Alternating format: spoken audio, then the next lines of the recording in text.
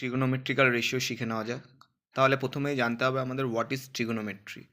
Trigonometry কি?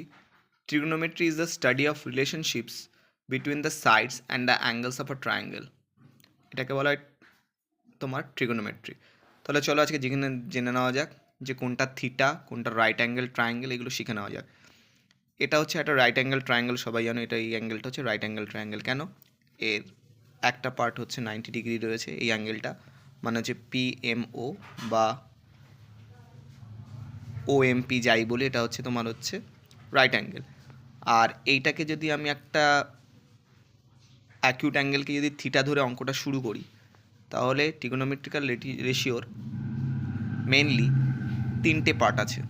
একটা হচ্ছে সাইন থিটা, তারপরেরটা হচ্ছে তোমার হচ্ছে কস থিটা, তারপরেরটা হচ্ছে তোমার ট্যান থিটা।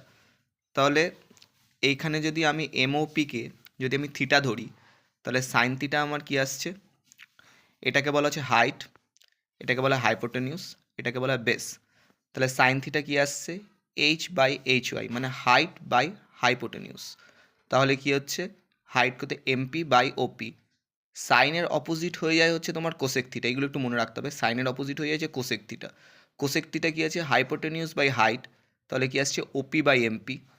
কস থিটা কি, বেস বাই হাইপোটেনিউস, তাহলে কত আসছে, বেস বাই হাইপোটেনিউস মানে কত, ওএম। বেস দেখো ওএম আছে, আর তারপরে হাইপোটেনিউস আছে ওপি, আর সেক থিটায় কি আসছে, HY/B, মানে হচ্ছে কসের অপোজিট হচ্ছে সেক থিটা। তাহলে HY এর অপোজিট কী হচ্ছে, HY, B/HY হচ্ছে কস থিটা, সেক থিটা হচ্ছে HY/B।